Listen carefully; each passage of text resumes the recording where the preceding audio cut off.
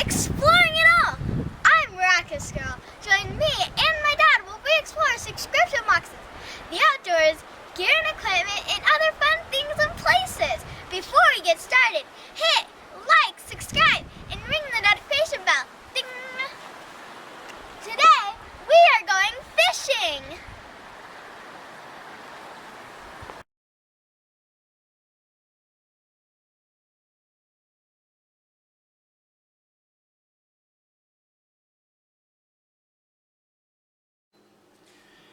Well, thank you for that amazing introduction, Miraculous Girl. And thank you everyone for joining us here on Exploring It All. So today we're going to do an Apocabox update. All of the items that I'm going to kind of go over today real quickly, we've received in past Apocaboxes, and there's also a few projects and things that I have constructed through Apocabox, or some items that I was introduced to by Apocabox. So the first thing we're going to do here is, and I'm probably going to use this in another video as well, is we're going to take a look at this True Leaf Market sprouting seeds.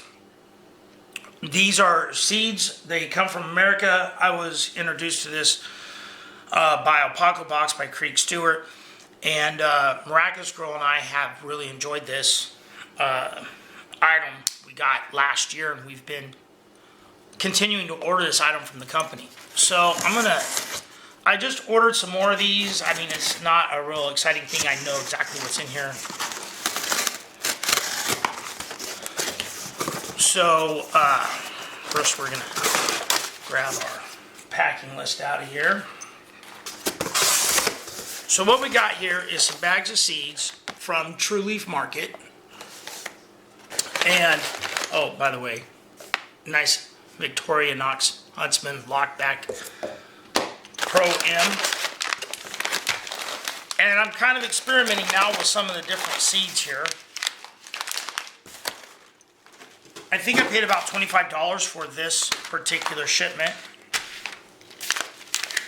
So I have a bag here of, what were these? Lentil sprouting seeds. And a bag of mug beans sprouting seeds. And garbanzo bean sprouting seeds.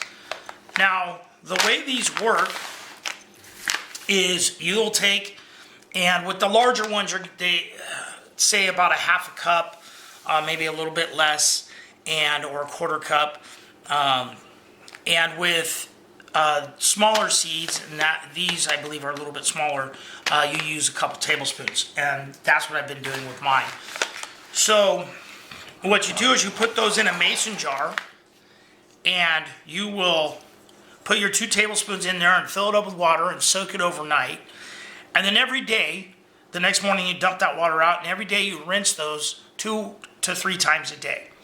I've been doing it twice a day. I've done it 3 times a day, and I haven't noticed a noticeable difference in anything when I do it that way.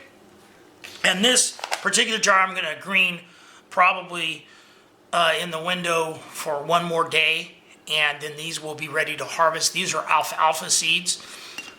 And then just earlier this morning, I harvested a jar of they called it the lettuce mix, and you have different sprouts in here. And Miraculous Girl and I really like these. There's some radish sprouts in here that are kind of spicy. We've grown those by themselves. They're actually almost too spicy. You got those. She ate a couple pinches of these. This is almost a full jar in this container here. She's already eaten some. I've already eaten some. And these will last us a few days. Put them on sandwiches. You can actually put them in soup, put them on your salads. Or you can just put them in a bag and eat them the way they are. A lot of nutrients in them and things of that sort. You grow them on the windowsill. You can grow a jar a day. Once you get the cycle going, you'll have a full jar like that of sprouts every day. And their seeds are easy to store. And Creek goes into that in some of his storage videos. But we've been doing this for almost a year now, 9 months. And it's a great little prepping item. And like I said, we've been eating these now in our daily diet. It's healthy, it's good for you. And it's something that I thought was really cool that we were introduced to from Apocabox. Well guys, one thing I have to say, and the main purpose for this video today is I got to give a little update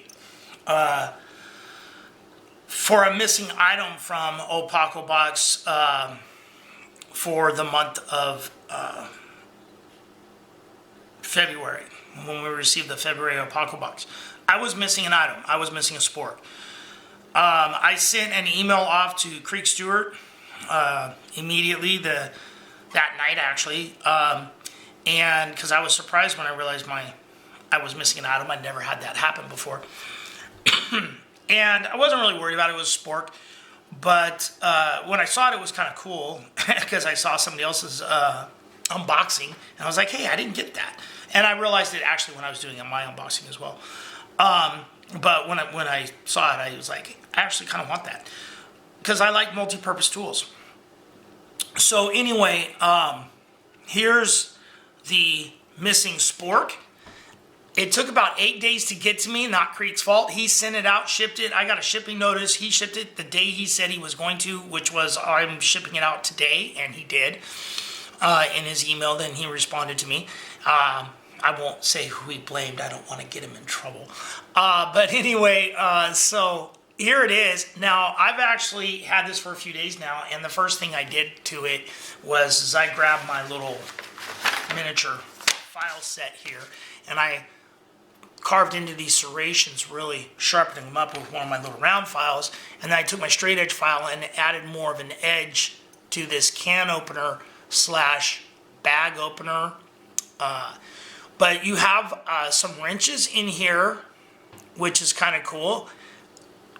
You know, I don't think it's necessary, but I mean, you would use those on stoves and things, and so you got a wrench for it, so that would be kind of cool if you're out camping and a nut has come loose on one of your gas stoves or something like that, and you need to tighten it up, and you got a little wrench, and maybe this one will work for you and fit in there. Like I said, you have this can opener, bag opener. There's a small little hex hole right here, and I don't know exactly what that would fit. I'm sure there's a real definitive reason why it has that little hex hole right there. This is a can opener, bag opener. And this is one of those directional type of etchings. You can utilize it for compass purposes, but that's generally what these are used for, is your directional finding. I do not know this slit in the handle here. I don't know what you would use that for specifically. I don't think that's oxygen tank size. It's a little bit thin and long for that. And again, it may have a purpose. This spoon just came in a bag. It didn't have any type of instructions saying what things were. Spoon fork. It's not really a fork, it's a spoon fork. Anyway, you got your bottle opener and you got your spoon. And one thing I like about this thing is the curvature of the fork part. I have another, and I don't have them right here, but I have another spork set where it's a spork, or it's actually a spoon fork like this, but the fork isn't curved and it makes it awkward because it's very flat and I didn't care for it. But that's an update on the missing spork from Apocabox for the month of February. So we have that. So while we're here, just because that's a pretty short video, so while we're here, I thought we would take a peek at another item from the Apocabox February box that I'm working on. I'm not done with it by any means yet, and that is the cutting board. I'm still in the processes of sanding the cutting board. Sanding the cutting board down. So far, it's turning out pretty good. I'm going to use one of those wood burning engravers, and I've drawn in Creek's new logo on it here, and I'm going to put that in there, and I plan to drill a hole in this, and I will show it to you guys when I'm all done. I've sanded, obviously I've glued this, and then I'm going to put our 2 supports on here. That'll keep it from warping. And I've sanded those all down and rounded everything out.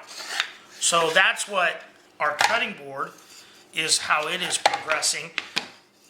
And I will definitely show it to you guys when it is all done. So, and it's really interesting because, you know, we always are getting these cool little cookie items. Here's another item that we had to carve out. And this was our spoon, spatula with a little curvature in here. It was much bigger, and I definitely whittled that down. I'm still going to put a lanyard in here and treat it. I'm pretty much done with it. I think I'm going to use one more finer grit of sandpaper. I think I missed a spot back here. But anyway, so you have the spatula project that I've been working on. This is the Boomerang. I've got it in the primary shapes. I want to round these edges a little bit more because they do need to be rounded, and I'm going to unflatten the flat side a little bit on this end. But that is the Boomerang I'm working on. I do plan to put maybe his old logo in the middle if I can, in the same manner that I'm going to do it on the cutting board. Now, you guys are wondering, wow, he's got all these projects started. Does he actually finish any of them? And yeah, I do. Here is one of the knives we got. This paracord was supposed to be used to wrap this handle. Now, I'm still working on improving my knife making skills.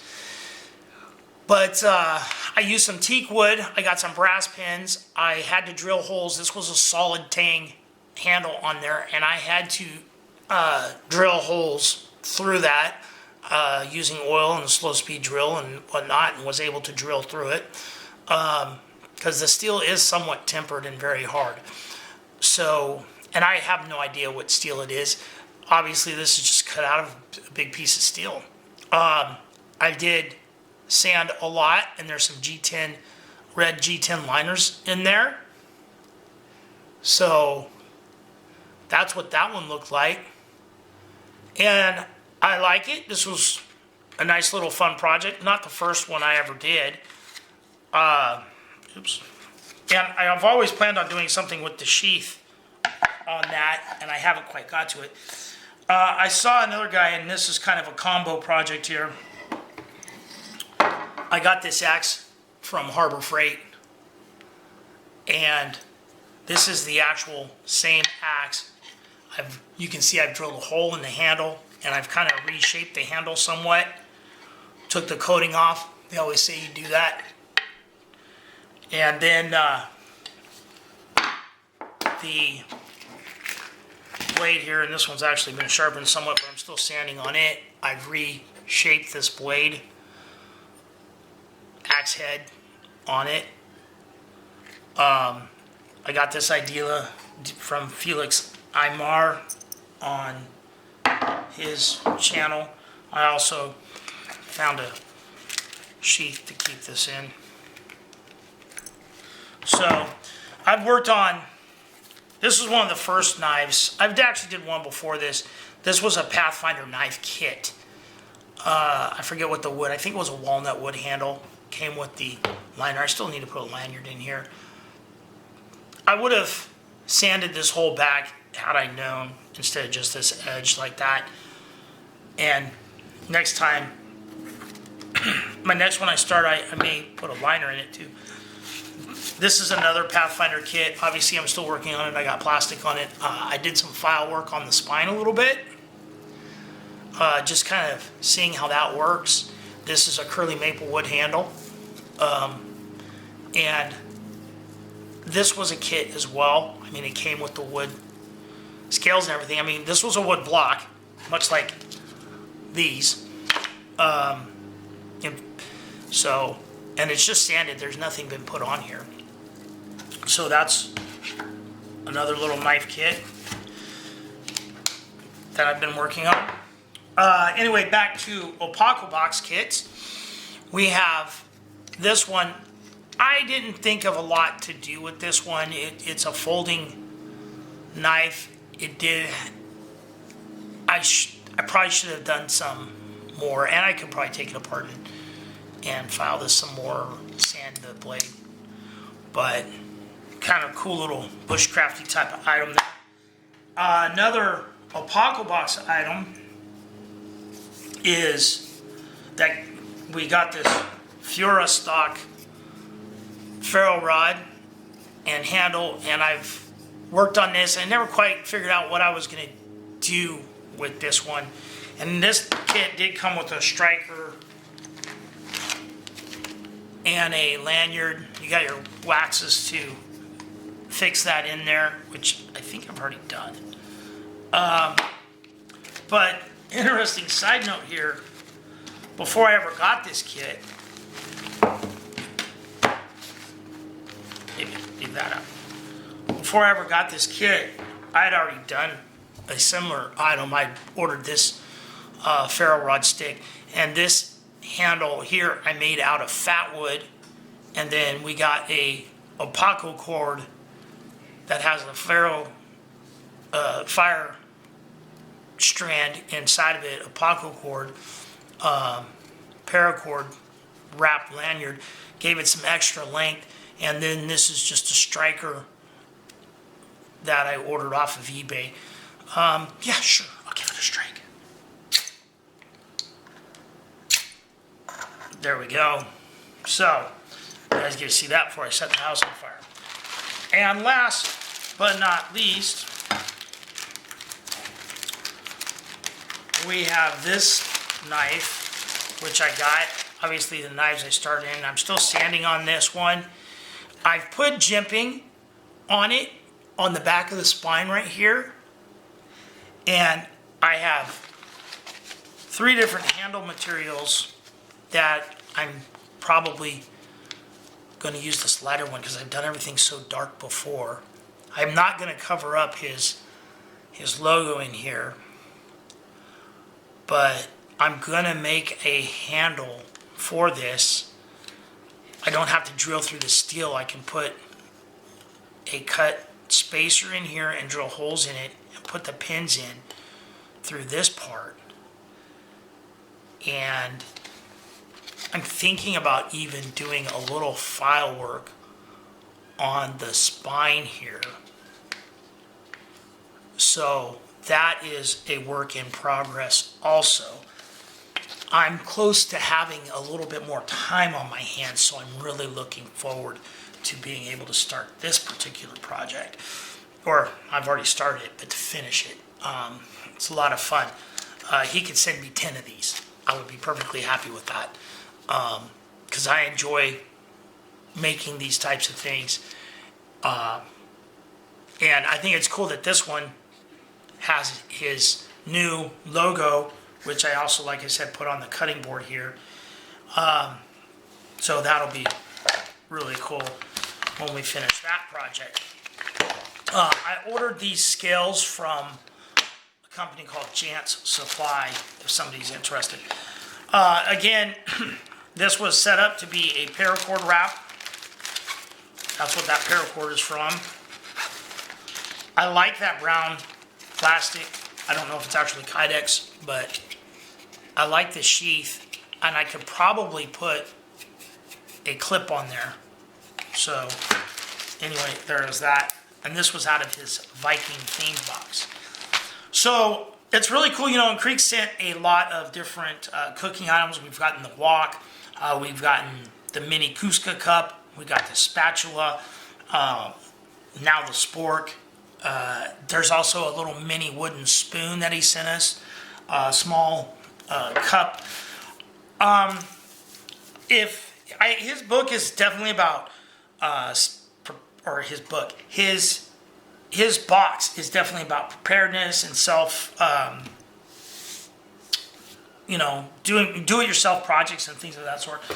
One other little side note, I just recently found out about his Wild Edible Plants program where he sends you a page every month, and I'm going to order pages I don't have. In one Apocabox a while back, he did send one for lamb's quarters, And for $7 a month, he sends you about 6 pages. They're high quality, telling you where to forage for and how to prepare different wild edible plants, how to prepare them, what areas of the country you can find them in, what they look like, and things of that sort. And that's an area I've really always wanted to increase my knowledge of, because, and I knew a lot of stuff back when I was in the Boy Scouts, but that was 40 years ago, and I've forgotten a lot of that, and I'm kind of rediscovering it. But anyway, guys, well, thanks for watching. Give us a like, give us a subscribe, and remember, be nice to each other. Have a great day.